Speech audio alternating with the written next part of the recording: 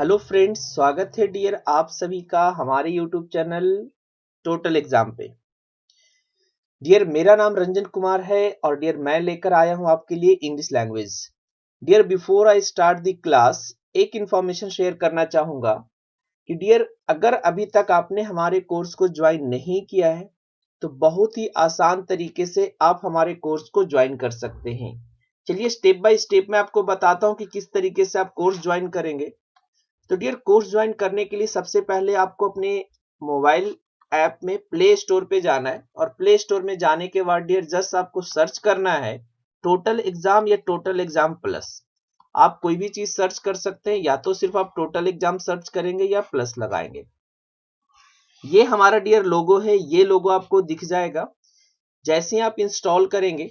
और डियर आप star rate करना बिल्कुल ना भूलें। अगर आप हमारे कोर्स को ज्वाइन करते हैं तो एक बार प्ले स्टोर पे दोबारा जा करके आप इसे स्टार दे करके रेट भी कर सकते हैं, लेकिन कब, जब आप इसे ज्वाइन करेंगे, इससे जुड़ेंगे, हमारे से जुड़ेंगे, हमारी क्लासेज आप देखेंगे, उसके बाद।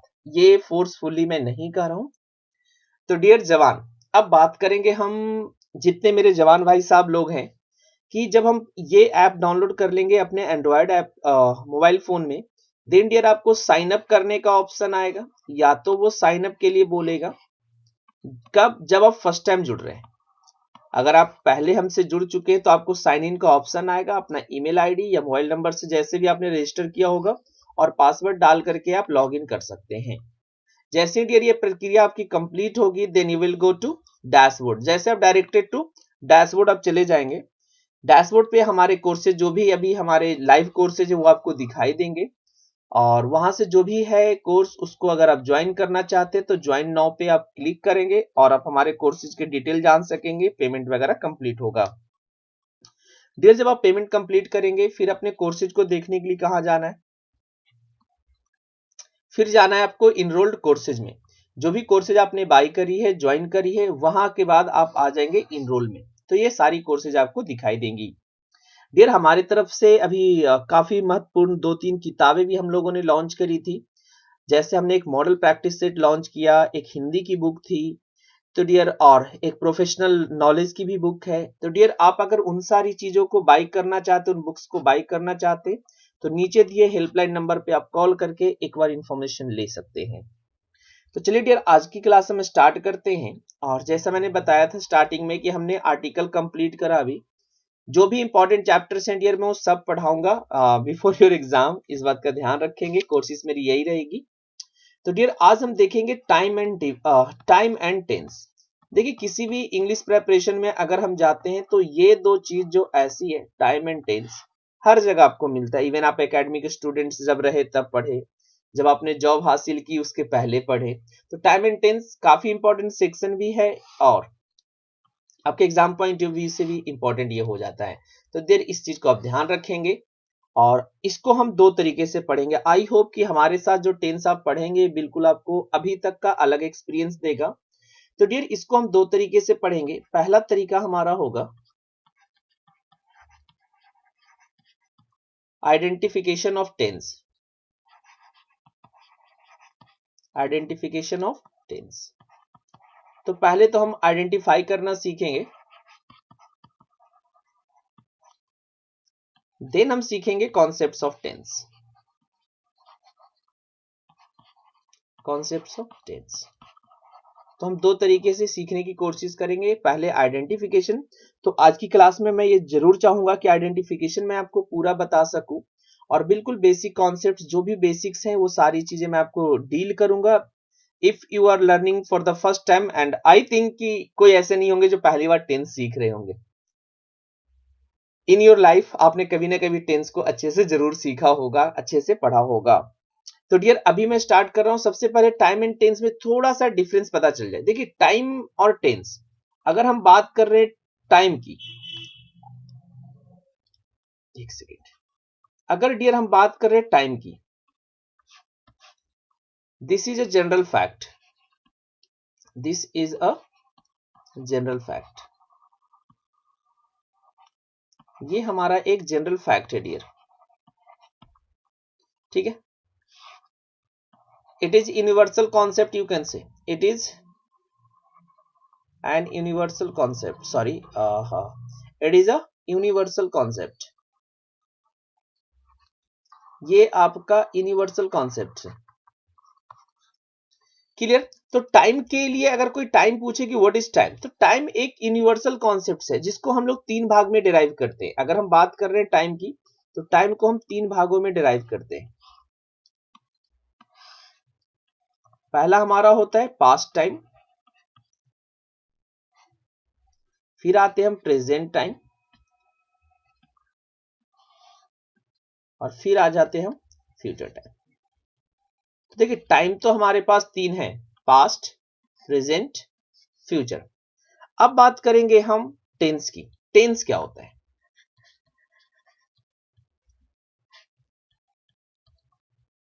And one thing more about time, this is a non grammatical term. ये जो टाइम है हमारा, ये नॉन ग्रामेटिकल है, इसको ग्रामर से कोई लेना देना नहीं है। ठीक है, इस बात को भी नोट डाउन कर लेंगे। अगर मैं चाहूं तो यहां पे लिख देता हूं, it is a non grammatical term, non grammatical term. But if I talk about tense, this is a grammatical term.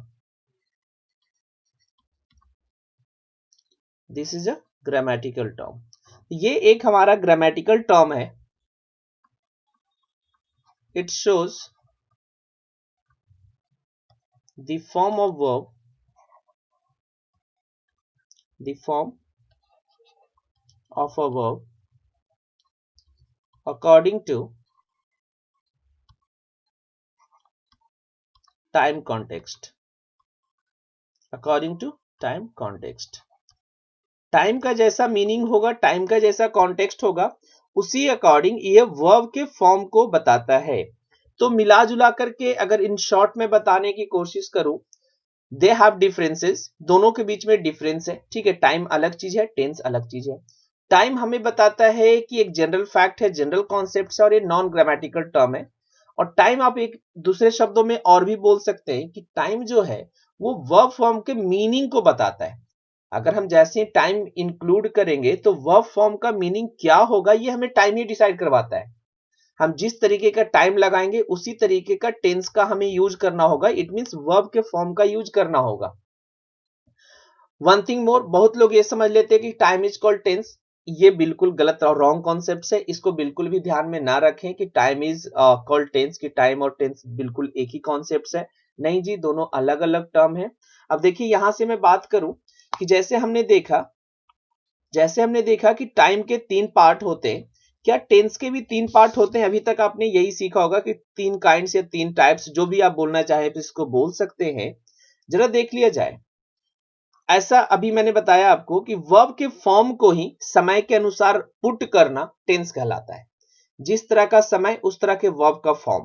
तो थोड़ा सा मैं यहां पर आपको बेसिक जानकारी दे दूं, form of a verb, forms of a verb. फिर हम आपको इसी के जस्ट नीचे अभी आपको टेंस के काइंड्स बताने की कोशिश करेंगे, फिर आई होप आपको समझ में आ जाएगा। देखिए अगर हम मेन वर्ब की बात कर रहे हैं डियर, अगर हम मेन वर्ब की बात कर रहे हैं, ठीक है, तो मेन वर्ब के देखिए कितने फॉर्म होते, बस ये मैं यहां पर लिखने की कोशिश करूंगा।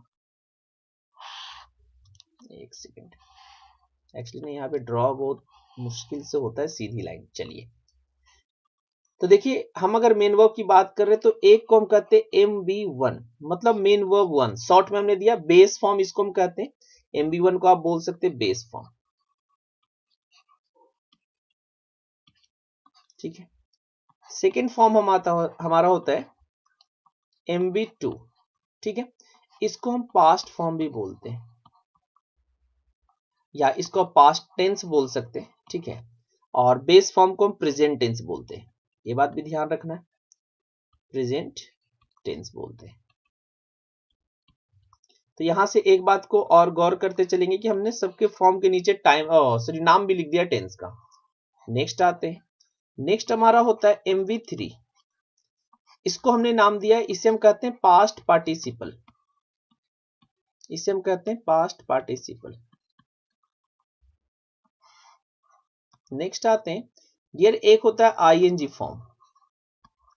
आईएनजी फॉर्म तो इसको हम कहते हैं present participle. Present participle. And last one is S और ईएस फॉर्म। इसे हम कहते हैं प्रेजेंट टेंस।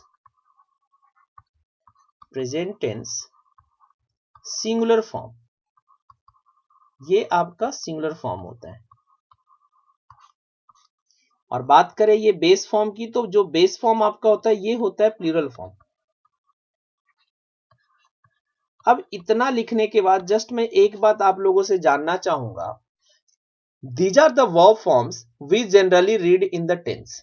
हम लोग टेंस में इन्हीं वर्ब फॉर्म के बारे में पढ़ते हैं। As I have written over the names of the verb form and you can see there is present tense, there is a past tense, and there is again something written like past, something written like present, and something written like present. So you can see over this over there present tense, past tense, present tense, past tense. There is no future tense. And if you are able to understand, if there is no form like future tense, then how we can consider it? अगर verb का form ही नहीं है कि future में कुछ है वैसा verb का form, and these are the verb forms we generally read in the tense, यही वर्ब फॉर्म्स है जिनको हम टेंस में पढ़ते हैं। सो यहां पर कंक्लूजन बस इतना ही है। हम कंक्लूड अगर करना चाहें तो इतना ही करते हैं कि टेंस की अगर हम बात कर रहे हैं dear, mainly there are two tenses, past tense and one is present tense. Now the thing must be coming into your mind, then sir what about future tense? Future tense का क्या है? देखिए if I talk about future tense, there is no such tense. Future time is correct, we have future time but we don't have future tense. Now grammarian thought about this and then they decided to use two modals as a to denote future time. Actually होता नहीं है, simple सी हमें बात concept तो इतना ही रखना है कि on the basis of verb forms we have only two tenses.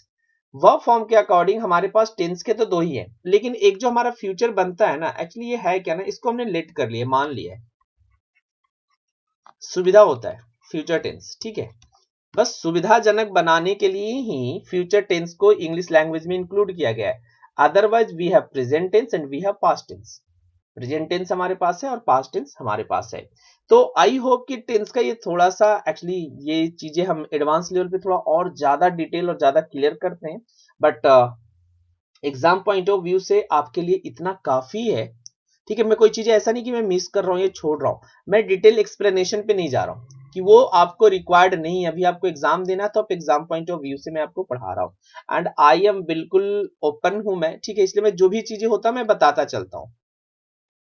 आपकी सुझाव और सलाह का मुझे हमेशा इंतजार रहता है। अगर आप वीडियो देखते हैं तो आप सुझाव और सलाह कमेंट में जरूर लिखिए। तो यहां तक हमने देखा कि टेंस के जनरली जो मेनली बोल सकते, जनरली मेनली दो भेद हो जाएंगे, पास्ट और प्रेजेंट। फ्यूचर को हमने एज्यूम कर लिया है। चलिए, तो आज हम देखेंगे dear identification of tense. Identification of tense.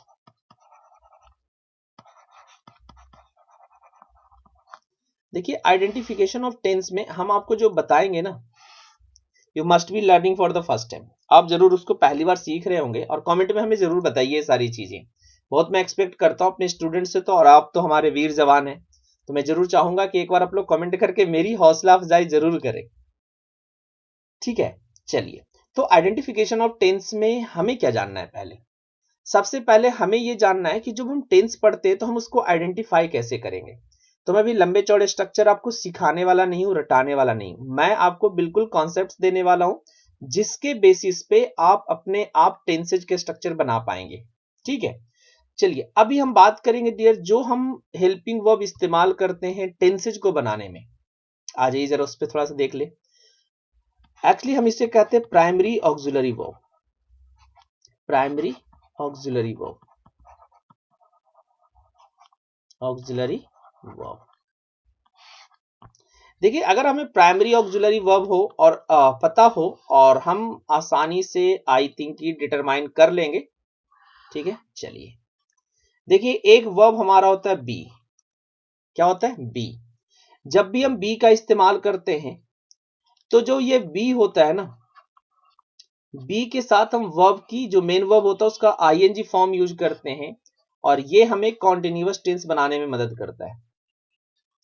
देखिए आपके सामने सारे स्ट्रक्चर मैं आपको पढ़ा दूंगा, सिखा दूंगा, ठीक है, लेकिन रट्टा लगाने के लिए मैं कभी बात नहीं करूंगा।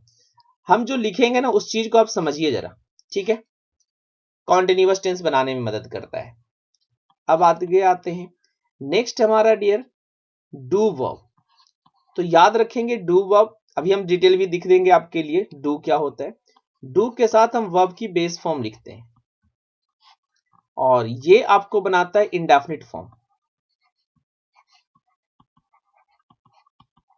ये बताता है आपका इंडेफिनिट फॉर्म। नेक्स्ट आ जाए, नेक्स्ट हमारा है डियर हैव। एक्चुअली यही हम लास्ट रखेंगे।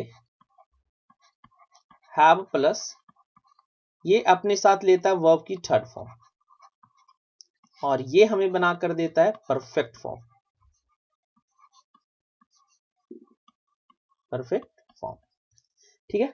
अगर फॉर्म ना लिख करके हम लिखे टेंस तो ज्यादा बेटर है, इंडेफिनिट टेंस और हमने लिखा परफेक्ट टेंस, ठीक है। और ये हमारा हो गया कॉन्टिन्यूअस टेंस। चलिए जी, तो अभी तक हमने सिर्फ आपको बेसिक जानकारी दी है कि हमें प्राइमरी ऑक्सिलरी वर्ब जानना पड़ेगा और प्राइमरी ऑक्सिलरी वर्ब हमारे पास तीन है। कौन कौन? Be, do and have.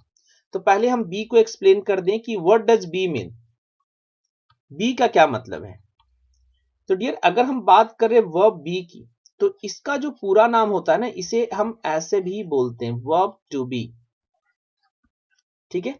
अब इसके अंतर्गत बहुत सारे हेल्पिंग वर्ब हैं जो आते हैं और आपको जानना पड़ेगा।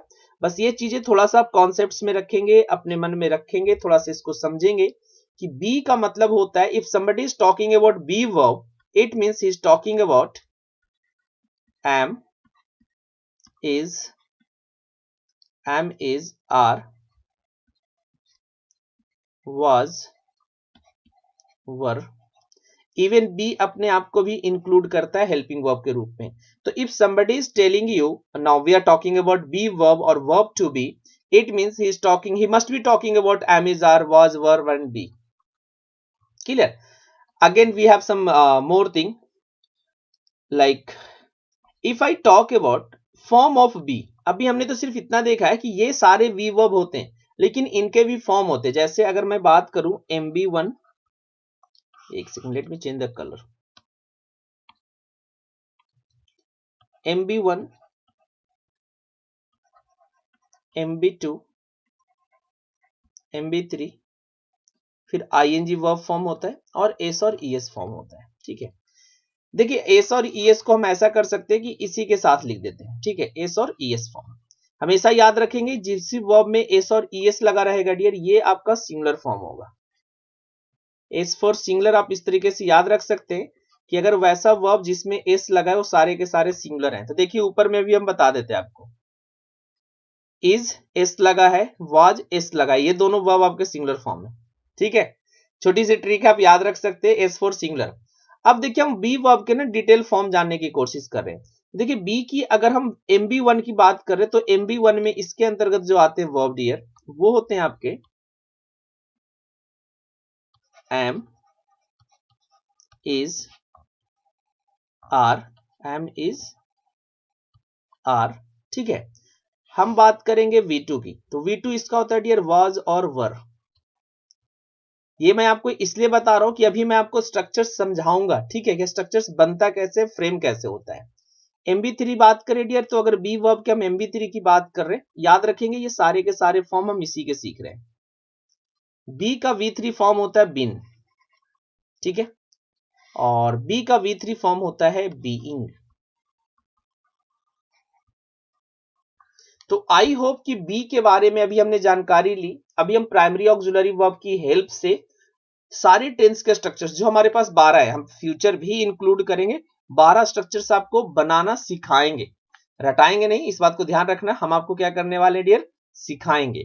तो अभी हमने बी वर्ब के बारे में जाना, और एक चीज हमें बस नॉलेज में रखनी है अपनी कि वी वर्ब हमें कॉन्टिन्यूअस टेंस बनाने में मदद करता है, डू वर्ब हमें इंडेफिनिट टेंस बनाने में मदद करता है, हैव फॉर्म जो होता है हमें परफेक्ट टेंस बनाने में मदद करता है। बी के बारे में हमने आपको डिटेल जानकारी दी कि बी का पूरा नाम वर्ब टू बी भी कहते हैं, और इसके अंतर्गत इतने सारे फॉर्म हैं, एम, इज, आर, वाज, वर, और इवन बी भी अपने आप को इसमें इंक्लूड करता है। ठीक है, बात करें तो इसके पांचों फॉर्म हमने लिखे। कोई भी मेन वर्ब अगर हम बात करते हैं तो उसको इन जनरल 5 फॉर्म तो होते ही होते हैं, लेकिन इसमें बहुत सारे फॉर्म्स आ जाते हैं कि MV1 में एम, इज, आर, मतलब 3 फॉर्म है इसके, am, is, are present form में, वाजवर इसके पास्ट फॉर्म, V3 जो फॉर्म होगा डियर वो बीन होगा, और जो ING फॉर्म होगा वो बीइंग होगा। चलिए, अब इनकी मदद से हम कैसे सीखेंगे, पहले हम सबको डिटेल कर लेते हैं डियर। अब हम बात कर रहे हैं डू वर्ब की, तो डू को पूरा नाम वर्ब टू डू होता है, वर्ब टू डू होता है। जैसा भी हमने उधर सीखा कि वर्ब टू डू का यूज हम इंडेफिनिट टेंस बनाने में करते हैं, कोई भी अगर इंडेफिनिट बनाना है तो ये इंडेफिनिट टेंस बनाने में हमारी मदद करेगा। ठीक है, कौन कौन से वर्ब इसके अंतर्गत आते हैं, ये आते हैं डू, डज और डिड, डू, डज और डिड। ठीक है, और इनमें ये एक एक V1 फॉर्म होते हैं और एक V5 फॉर्म, जिनको हम सिंगुलर फॉर्म अपने आप में बोल देते हैं। ठीक है, चलिए अब आते हैव की बात करते हैं। तो डियर हैव का यूज हम करते हैं वर्ब टू हैव, इसका पूरा नाम हो गया, और ये हमें परफेक्ट टेंस बना के देगा। ये हमें कौन सा टेंस बना के देगा, परफेक्ट टेंस। दोबारा मैं लिख रहा हूं सो डेट दिक्कत बिल्कुल भी ना रहे। इसके अंतर्गत कौन आता है डियर, हैज, हैव और हैड। चलिए, अब हमें कोई भी टेंस बनाने के लिए अगर बोल दिया जाए, हम बहुत ही आसानी से उसको बना सकते हैं। देखेंगे जब भी परफेक्ट टेंस बनेगा इसके साथ वर्ब की V3 फॉर्म आएगी। ठीक है, इसके साथ अगर हम बात कर दे तो इसके साथ वर्ब की बेस फॉर्म आएगी। और थोड़ा सा बैक स्लाइड करके मैं आपको ले जाना चाहूंगा कि अभी हमने लिखा है कि अगर ये सारी चीजें लिखनी हो तो हमने यहां पर लिखा है कि इनके साथ वर्ब की ING फॉर्म आएगी। ठीक है, तो हमने आपको बोला कि आपको आज हम आइडेंटिफिकेशन ऑफ टेंस में स्ट्रक्चर्स बनाना सिखा देंगे। आप स्ट्रक्चर्स जब पढ़ लेंगे तो आपको समझ में आ जाएगा कि कैसे हम स्ट्रक्चर्स बनाते हैं। चलिए, अब हम बात करेंगे, जैसे हम अगर प्रेजेंट इंडेफिनिट टेंस लिखे, एक एक करके मैं सारे स्ट्रक्चर्स आपको बताऊंगा। प्रेजेंट इंडेफिनिट टेंस,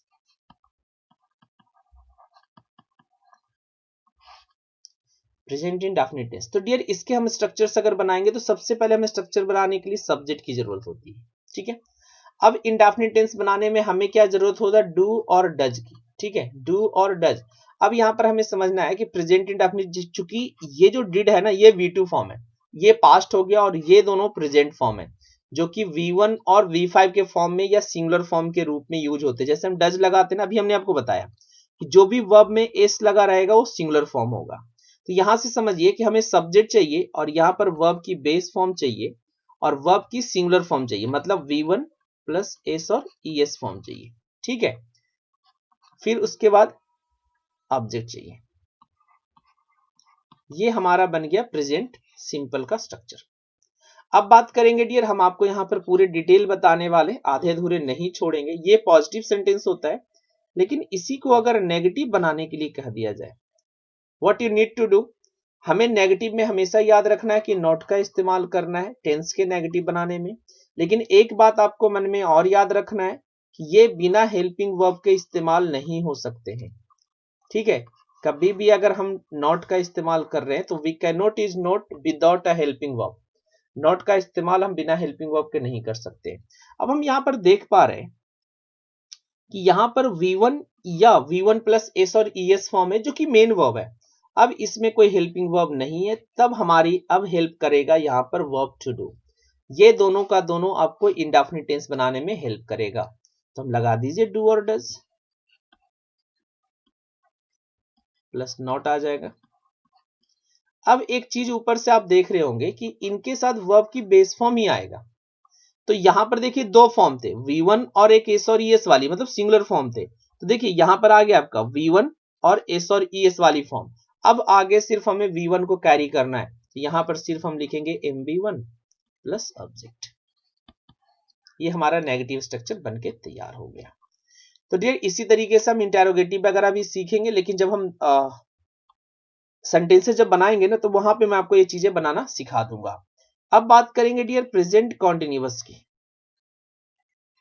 नहीं सॉरी, एक साथ इंडेफिनिट को पढ़ लिया जाए, ठीक है। अब हम बात करेंगे पास्ट इंडेफिनिट की। पास्ट इंडेफिनिट की, चलिए अब हमें पास्ट इंडेफिनिट की पॉजिटिव स्ट्रक्चर पे ध्यान देना है। तो पास्ट इंडेफिनिट अभी हमने बताया कि ये जो डू डज डिड होता है ये इंडेफिनिट टेंस से बनाता है, और ये हमें पता ही है कि डू डज प्रेजेंट में होता है और डिड पास्ट में होता है। तो डिड का मतलब V2 फॉर्म है ये, ठीक है। डिड क्या है आपका V2 फॉर्म। नहीं समझ में आया डियर तो थोड़ा सा मैं और हेल्प आपकी कर दूंगा। डू आपकी MB1 फॉर्म होती है, ठीक है। डिड आपकी MB2 फॉर्म होती है, और जो डन होता है, एक्चुअली हमें डन हेल्पिंग वर्ब के रूप में इस्तेमाल नहीं करना है, तो यहां तक जाने की जरूरत हमें नहीं है। डू और डिड में याद रखना है कि डू आपका MB1 जो कि प्रेजेंट फॉर्म होता है, और डिड आपका MB2 जो कि पास्ट फॉर्म होता है। तो अब हमें क्या चाहिए कि पास्ट में चेंज करना है। तो डियर एज यूजुअल सब्जेक्ट आएगा, देन वर्ब की सेकेंड फॉर्म आएगी। जब सेकेंड फॉर्म आएगी तो यहां से हम V2 फॉर्म ले लेंगे प्लस ऑब्जेक्ट, ठीक है। अब इसको हम नेगेटिव करेंगे। अब जैसे ही नेगेटिव करेंगे हमारे पास प्राइमरी ऑक्सिलरी वर्ब की जरूरत पड़ेगी। अभी हमने बोला ये V2 फॉर्म है, थोड़ा सा याद तो करना पड़ेगा डियर, बाकी सारा कॉन्सेप्ट बेस्ड है। अब V2 की जरूरत थी, हमें डिड नेगेटिव लेना पड़ेगा। क्यों लेना पड़ेगा? क्योंकि नॉट का इस्तेमाल हम बिना हेल्पिंग वर्ब के नहीं करते हैं। ये डिड नॉट हो गया। अब हमें एक बात लिखा हुआ है कि डू डज डिड जब आएगा तो इसके साथ वर्ब की बेस फॉर्म आएगी। अगर डियर ये भी आप याद रखते ना कि कौन से हेल्पिंग वर्ब के साथ कौन सा वर्ब आएगा, बहुत आसान हो जाएगा आपका पेपर। चलिए थोड़ा सा आई थिंक ऊपर जा रहा है, थोड़ा सा मैं इसको स्ट्रेट रखने की कोशिश करता हूं। तो डियर ये हो गया आपका did plus not plus verb की बेस फॉर्म प्लस ऑब्जेक्ट। अब इतना तो कुछ वर्ब्स तो हमें पता ही है कि कौन से प्रेजेंट के होते हैं, कौन से पास्ट के होते हैं। तो डियर अभी हमने सीख लिया प्रेजेंट इंडेफिनिट टेंस बनाना और पास्ट इंडेफिनिट टेंस बनाना। फ्यूचर हम नहीं सिखाएंगे, फ्यूचर तो आप अपने सीख जाएंगे, ठीक है। जब थोड़े से हम आगे बढ़ेंगे ना तो फ्यूचर आपको समझ में आ जाएगा। अब हम डियर बात करेंगे यहां पर प्रेजेंट कॉन्टिन्यूअस टेंस बनाने की।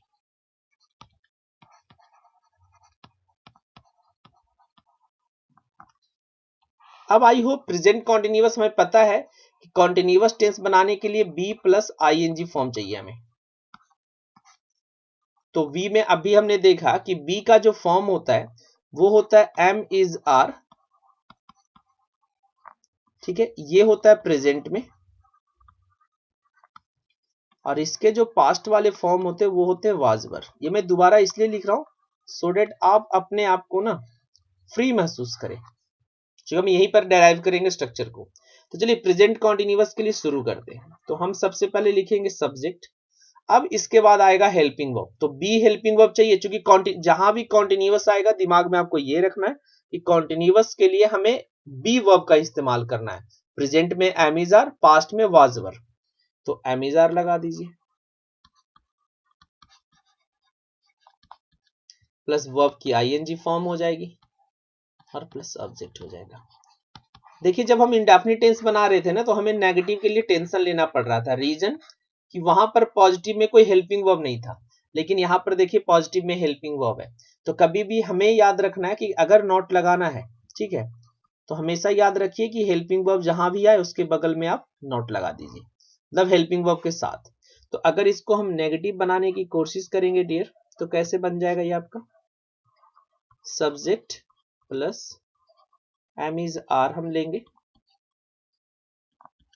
प्लस नॉट आ जाएगा और आईएनजी रह जाएगा, वर्ब का आईएनजी फॉर्म इस्तेमाल करना प्लस ऑब्जेक्ट, ठीक है जी।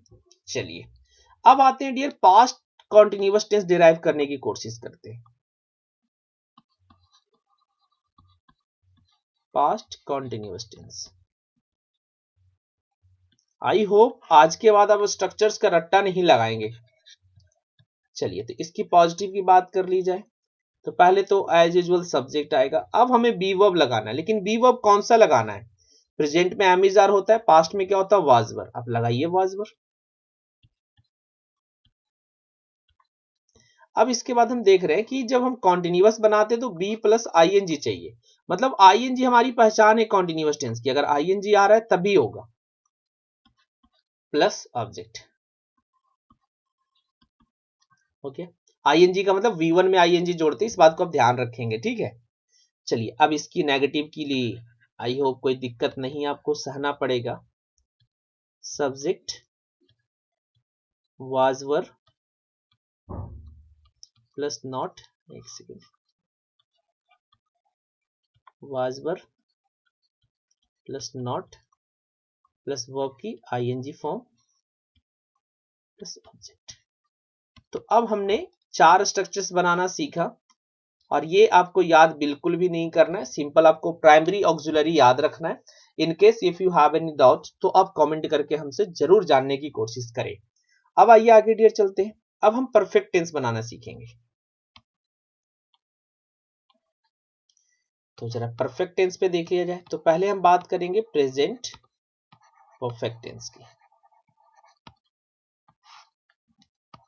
Present perfect tense. अब देखिए परफेक्ट बनाने के लिए हमें क्या पता चाहिए? हैव वर्ब की चाहिए। तो हैव का फॉर्म हम देख लेते हैं यहां पर पहले, MB1 MB2 MB3, ठीक है, ये होते हमारे हैव, ठीक है। ये हमारे होते हैं डियर हैड, और V3 फॉर्म भी होते हैं हमारे हैड, और ING हैविंग होता है बट उसका इस्तेमाल हम हेल्पिंग वर्ब के रूप में बहुत कम करते हैं, और इसका जो सिंगुलर फॉर्म होता है, ठीक है, जिसको हम एस और ES फॉर्म बोलते हैं, वो होता है आपका हैज। देखिए अब यहां से आइए कि अगर हमें स्ट्रक्चर डिराइव करना हो प्रेजेंट परफेक्ट की तो पहले हमें सब्जेक्ट लेना पड़ेगा। अब हमें परफेक्ट बनाने के लिए परफेक्ट वाला हेल्पिंग वर्ब लेना पड़ेगा। तो परफेक्ट जो कि प्रेजेंट में हैव और हैज, ये दोनों प्रेजेंट को शो करता है, तो हम यहां से ले लेंगे हैव और हम यहां से लेंगे हैज, प्लस वर्ब की थर्ड फॉर्म हो जाएगी, प्लस उसके बाद ऑब्जेक्ट आ जाएगा। ये हो गया हमारा positive. If I talk about negative तो कैसे करेंगे? सब्जेक्ट प्लस हैज और हैव, हैज और have plus not. First helping verb जो भी होंगे उनके बगल में हमें नॉट लगाना है, देन वर्ब की थर्ड फॉर्म, देन ऑब्जेक्ट। चलिए अब इसी तरीके से हम सीख लेते हैं पास्ट परफेक्ट टेंस बनाना। और पास्ट परफेक्ट टेंस के साथ एक ट्रेजेडी भी है डियर। पास्ट परफेक्ट टेंस ये कभी भी अकेला यूज नहीं होगा, इसका जब भी यूज करेंगे हम रिलेटिव यूज करेंगे, और जब हम आपको बताएंगे ना यूज, तब आपको समझ में ज्यादा डिटेल आएगा। सब्जेक्ट परफेक्ट बनाना है तो परफेक्ट के लिए देखिए प्रेजेंट में तो हैव और हैज हो गया, पास्ट के लिए हमें हैड लेना है, ठीक है, पास्ट के लिए हमें हैड लेना है। अभी हमने सीखा है कि अगर परफेक्ट बनाना है तो वर्ब की थर्ड फॉर्म इस्तेमाल करनी है, तो हैड के साथ V3 लगा दी हमने। इसी तरह से इसके नेगेटिव क्या आ जाएंगे आपके? Subject plus had plus not plus verb की थर्ड फॉर्म प्लस ऑब्जेक्ट। तो ये हमारे परफेक्ट टेंस बन गए। अभी जो मैं बताऊंगा ना ये वाला टेंस, ये आपको लगेगा कि हाँ अब मेरा कॉन्सेप्ट पीछे से सीख करके हम आए हैं, ठीक है।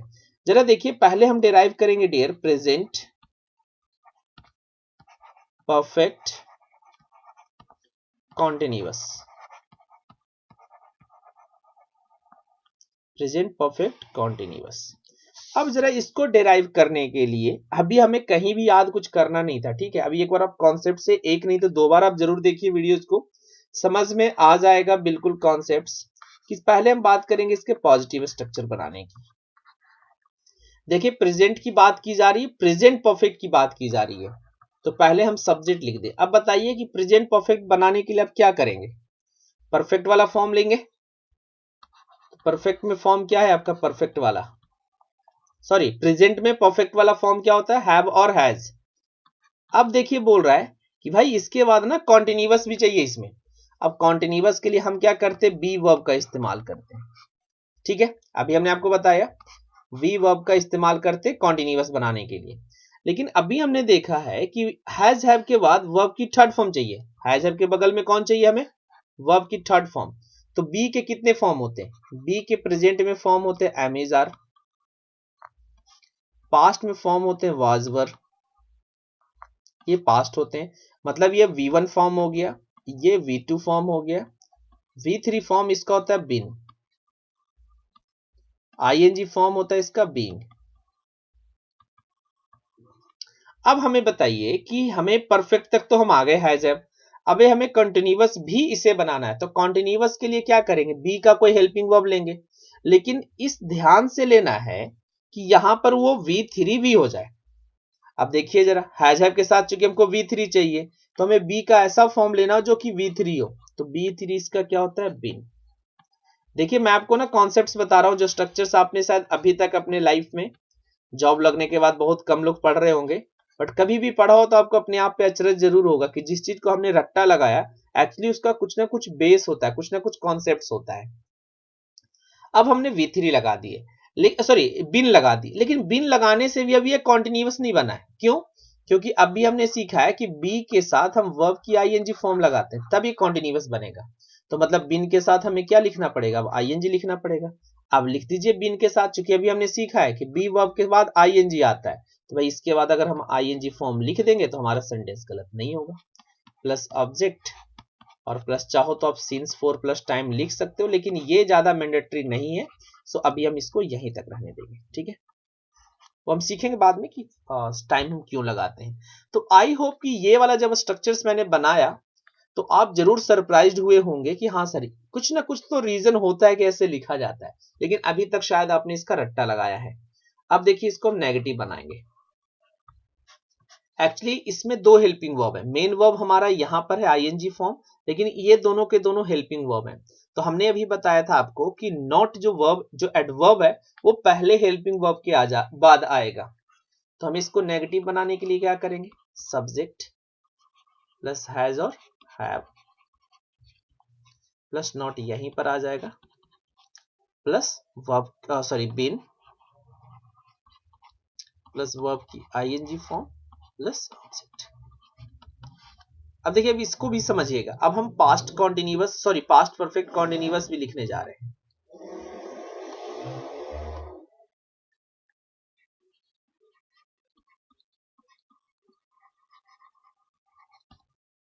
पास्ट परफेक्ट कॉन्टिन्यूअस,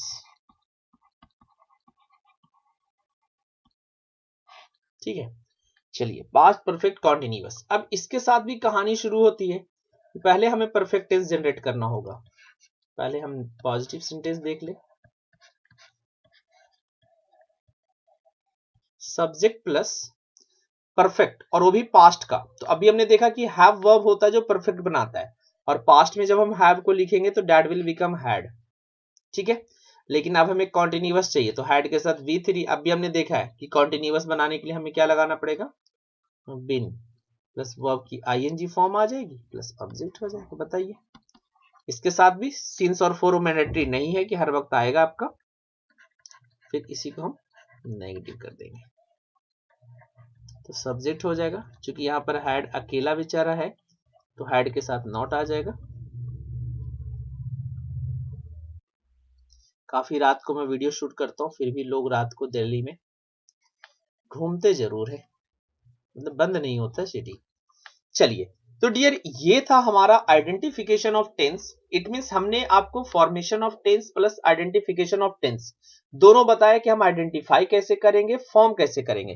क्योंकि आइडेंटिफाई करने के लिए हमें बस इतना ही याद रखना, be verb, do verb and have verb. Be होगा तो कॉन्टिन्यूअस टेंस, डू होगा डू वर्ब होगा तो इंडेफिनिट टेंस, और हैव वर्ब होगा तो परफेक्ट टेंस। और परफेक्ट कॉन्टिन्यूअस मैंने आपको बिल्कुल तरीके से समझाने की कोशिश की, तरीके से बताने की कोशिश की कि किस तरीके से हम परफेक्ट कॉन्टिन्यूअस टेंस बनाते हैं। आई होप कि ये हमारा formation and identification of tense था। अभी आप बात करेंगे कि सर फ्यूचर टेंस हमें आपने क्यों नहीं बताया। ठीक है, अब रीजन है कि फ्यूचर टेंस हमें ज्यादा पढ़ना नहीं है, क्योंकि इसके सारे डिटेल्स हमें मॉडल्स वर्ब में मिलते पढ़ने को। जब हम मॉडल या मॉडल्स पढ़ते हैं तो सारा डिटेल हमें फ्यूचर वाला यहीं पर मिल जाता है। ठीक है, सो हम आपका टाइम बिल्कुल उस तरीके से लगाएंगे कि जो आपके लिए एग्जाम पॉइंट ऑफ व्यू से इंपॉर्टेंट है। एक्स्ट्रा चीजें ना पढ़ें जो हमारे एग्जाम पॉइंट ऑफ व्यू से जरूरी नहीं है। और टेंस जानना तो बहुत जरूरी होता है, whether you want to speak English and whether you want to write correct English.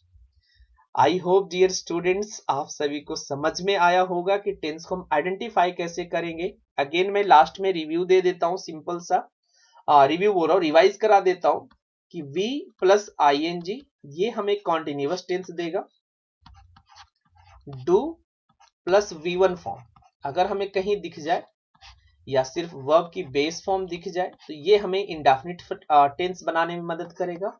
और हैव प्लस वर्ब की थर्ड फॉर्म ये हमें परफेक्ट टेंस बनाने में मदद करेगा। आई होप आपने स्ट्रक्चर्स को बनाना सीख लिया होगा, आइडेंटिफाई करना सीख लिया होगा कि कौन से टेंस क्या होते हैं और कैसे उनके स्ट्रक्चर्स बनते हैं। डियर वीडियो पसंद आए तो वीडियो को लाइक जरूर करिए, आप लोग अपने जवानों के बीच में, अपने दोस्तों के बीच में शेयर जरूर कीजिए।